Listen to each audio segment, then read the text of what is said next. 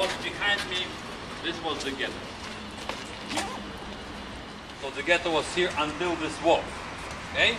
And then the wall was built down that way, and then we will see one piece of the wall that direction, another piece of the wall behind this building on my right place that we called here the Ultaktat.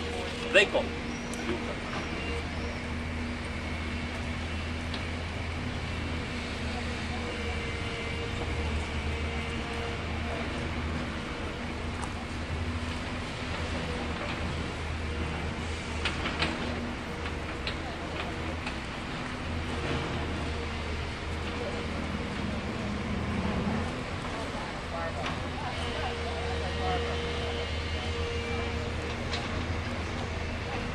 Please remember, these were individual people.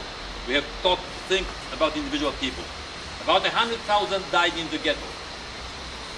300,000 were deported from the Umschlagplatz, from that place. There was a commercial ending of a railroad system which existed before the war. And there was an assembly place for the Jews to be deported to Treblinka. 300,000 deported there.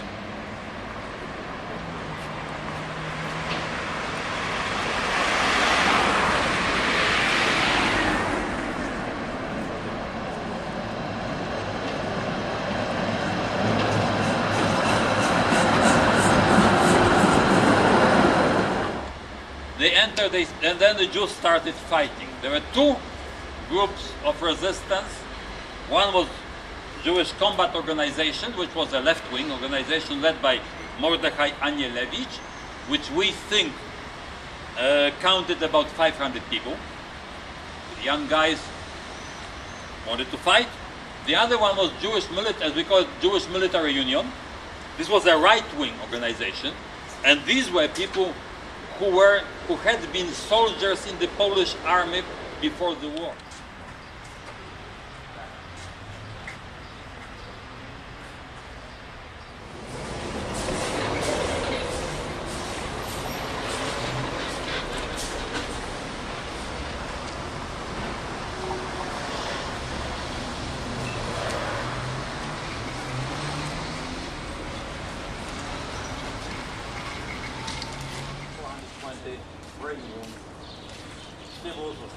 Here in the city. This mass grave. So we don't know, thousands and thousands were buried, and of course then what happens in a mass grave? Where bodies begin to disintegrate, the whole thing sinks down, which you see here. And there is an inscription in Hebrew, in Polish I think the same. Here are buried victims from the Warsaw Ghetto 1941-1943. Let their souls be bound in a bond of everlasting life. So that's a symbolic tombstone here. I have no names. I'm Debbie Mallor, and from New Jersey. Teach high school English in Rahway, and we're here in the Jewish cemetery. I found this to be so far the most emotional part of the trip for me.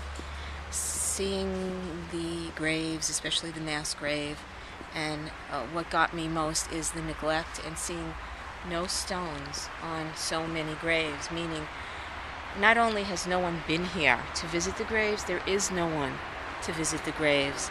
Many of these people perished at the Warsaw Ghetto, and their generations ended there. So there is no one to visit them.